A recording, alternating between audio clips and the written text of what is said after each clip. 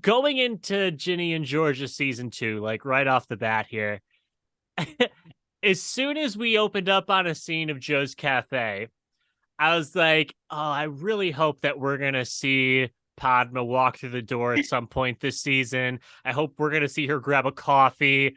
But then, boom, you're in the background. And I stood up and said, yes, because last time we spoke, we were talking about we hope that you and your brother get to do a scene together. Here, you had a whole season that you got to do with Raymond. Yeah. What was your thoughts on being able to have an entire year of brother sister time on set? I mean, it was amazing. It's like I've said this a billion times, it's a dream come true. I walked into because I had no idea until I walked into my fitting and I saw the Blue Farm Cafe apron and I was like, what's that doing here? And Uh-oh. every single outfit that I tried on, they were like, okay, we'll do a picture with nothing, just like with the clothes, and then we'll do a picture with the apron. And I was like, that's really convenient. And then I texted Sarah and Deb and I was like, now why do I have an apron in my fitting? And they were like, oh no, we wanted to surprise you. But I was so excited and it was so much fun to get to work with Ray and like just be in scenes together and hang out in between takes. It was just like the best. They were giving the people what the people wanted in that moment. Yeah, it's one of the rare times in TV lately that I literally cheered at the TV just for 1 second. I was just so happy for you. Oh, Um, thank you. so you hadn't gotten a script at that point when you had gone through wardrobe yet. That was your first moment. Yeah. Yeah, that was my first telltale sign that I was gonna be involved in that cafe in some way, and I was so excited. That's so awesome. Now, did Ray know?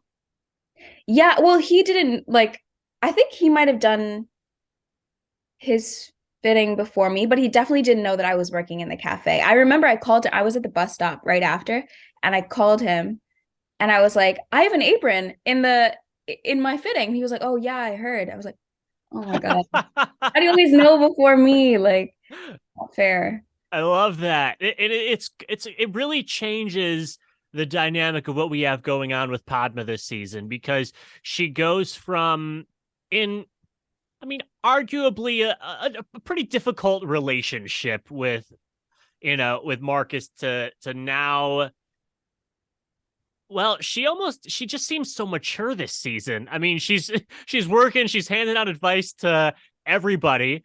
What was your thoughts on Padma's development from season 1 to season 2? Well, I think in season one, you kind of have a like you're able to make a lot of assumptions about Padma because she's the girlfriend or like the other girl in the situation. And so I think a lot of people, like, including me, expected her to be mean or like not very happy with Ginny or not very happy with Marcus. You know what I mean? Like I think we expect her to want to fight with the other girl. But I think this season and the end of last season, we got to see that like that's not who she is, and she doesn't plan on fighting with Ginny, and in fact, she gives her advice in that last scene too. And I think we get to see more of that this season. That like Padma's just genuinely who she is. She's not going to be rude or mean to anybody. Like she just has some goodness in her heart, and she's not willing to let this situation with this guy change who she is towards Ginny. Um, and also she's just like she has such a kind heart to Marcus too. Like she looks after him as well this season, or she does her best to look out for everybody. I think that's just who she is. I don't think she would be mean the way we kind of expect her to. And what's interesting for both Joe and for Padma is that you're in a position where there's some crazy things happening in this town, and you guys are in the center of where everybody's congregating. So you're seeing all of these different things happening, but you're also keeping a little bit of a distance because you are working. You kind of just hand off a drink and walk away in some of these instances. And I believe it even got the GIF GIF or GIF? We don't want to go into that debate, but where Joe was listening to a conversation that Zion was having, and his eyes got real big, reacting as Yeah. you so Joe and Padma are at the center of hearing a lot of these crazy stories.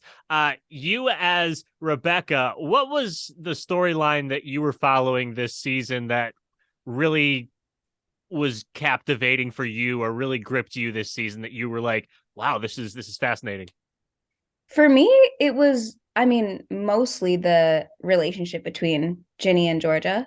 Like I loved them this season because I feel like we got to see even more of like a struggle between them, but also we got to see so much love between them and Yeah. how much like how deeply they both care for each other. Um and it's heart-wrenching. It's like so difficult to watch them go through this when you know that they want to be close to each other and they want to like figure things out, but it's not that easy. Um I also I love watching the dynamic between Georgia and Nick. That's so funny to me. I think Dan is hilarious. I think they're the two of them together, Brienne and Dan together, are so funny. Um, and honestly, like I feel like anytime I see him on screen, I'm like, oh, I know something good is going to happen right now. I'm so excited to watch this. So that's probably like my other favorite moment. There's definitely a wild season of a lot of different things happening and a lot of things different being revealed. And with Joe, we got to see a version of him that shows that he has a little bit more of a rough edge than some people may have thought when we met him in the first season, when we had some of those flashbacks to him back in high school, showing that, yeah, he's able to manipulate situations as well. Um, I think there's a lot of people that are on Team Georgia and want to have that relationship happen. Um, Looking at Joe and Georgia, are you seeing something where you think, oh, it'd be cool to see them get together, or are you seeing the other side of that as well, where well, Georgia's maybe a little bit too chaotic for Joe, maybe a little bit too it may not be something that Joe deserves. Where do you stand on that debate? I am completely team Georgia, because I always think about how my only like likes on Twitter are just like things that are like edits between Joe and Georgia or like little flashback edits to like young Joe and Georgia into like I am so obsessed with them. I think they need to be together. It's torture to watch them not be together, I think. I think yeah, obviously Georgia has a very troubled past and she is very chaotic. But I think we don't see all of Joe. I think he's got his own kind of thing going on, and we did get to see a little bit of that in the flashbacks. But he's not like a perfect, pure, wholesome boy the way we think he is.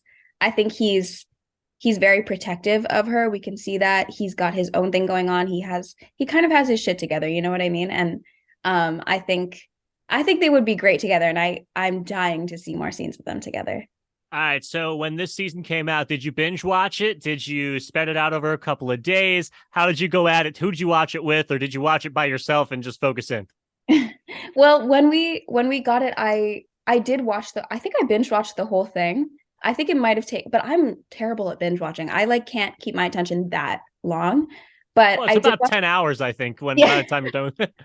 yeah, exactly. I think I watched it over the span of like 2 or 3 days though, so I did pretty well. Then I watched it again with some friends. My parents watched it, and I would like dip in every time they were watching. Um, yeah, I at this point I think I've seen this season maybe 3 or 4 times. It's exciting. Um, all right, one last Ginny and Georgia question, I guess, right now. So, what was your favorite Padma scene this season? Because there were some really cool ones between you and, I mean, you really had a front row seat for the ups and downs of Ginny this season. Yeah. And then obviously, gotta love the watching Joe going out on some dates at the beginning of the season. Yeah, I love all of the Blue Farm um scenes, and they were the most fun to film. And also like the most I think once you get used to what you're doing in the cafe, like I know I can put this lid on this cup and give it to somebody, or I can put something in a bag. Like there's like busy work to do, which is enjoyable.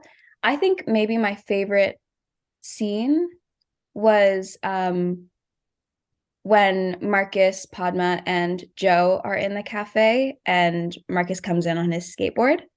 Um, that was a really fun scene to do, and I love working with Felix and Ray.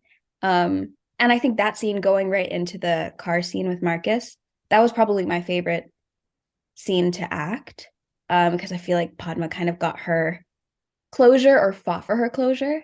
Um, and that's where you kind of get to see that she's like genuinely upset and not really, kind of just like she understands that she's not going to get what she wants from Marcus.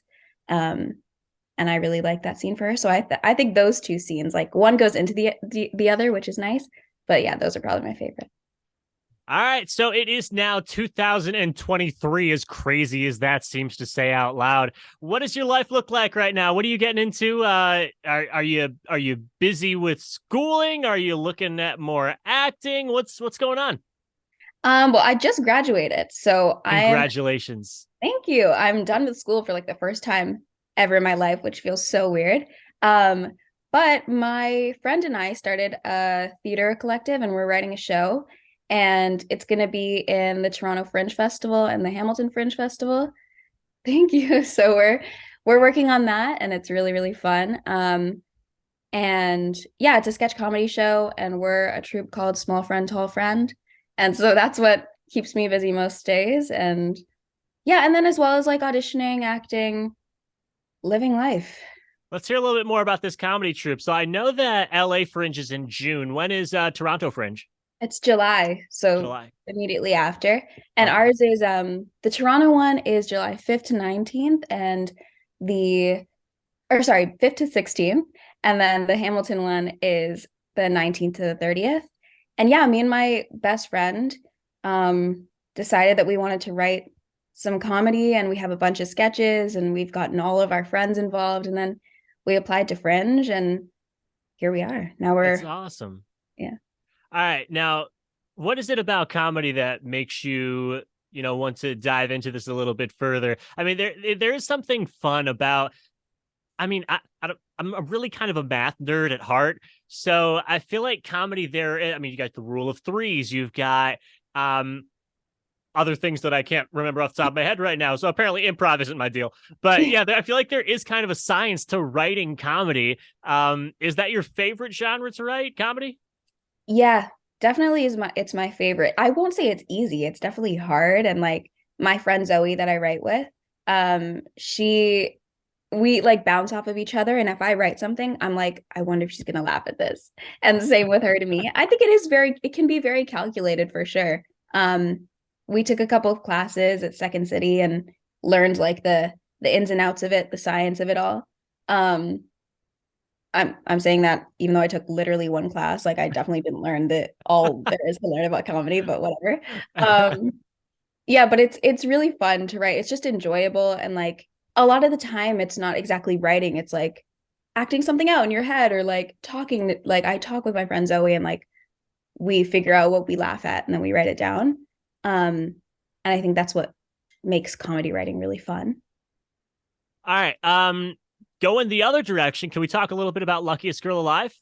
Yeah, of course. All right, so talk to me about that because it's I mean, between the beginning of last year on Netflix to now starting this year on Netflix, you ended last year with Luckiest Girl Alive. Talk to me about that experience. Oh, that was so much fun. Like it's wild because you watch the movie and it's so heavy and the things that all of the characters are dealing with is like very heavy stuff, but filming it was so much fun. And the people that I was working with, like all of the young cast, all of the flashback cast, was so much fun to work with. And we all got along so well. Um, and that was coming right out of the pandemic. So I hadn't even left my house in a really long time. And then for all of like June/July, we were filming. And it was like hanging out with a friend group in real life again. It was so much fun. Um, but it was also like heavy stuff to shoot. Like there were real guns and like I had never experienced anything like that before or ever heard a gunshot even. So really scary stuff to have been filming, but the experience itself was really, really cool and really fun. And I'm so grateful that I got to be a part of that. One more movie I do want to talk about still, because it is now officially in my every Christmas rotation, Let It Snow. Now a couple years removed from Let It Snow, what are your thoughts looking back on it, and a little retrospective on a couple years removed from Let It Snow? I mean, whenever I go back and look at that movie, I think it's so great because it's so fun and like I think it's just a great Christmas movie.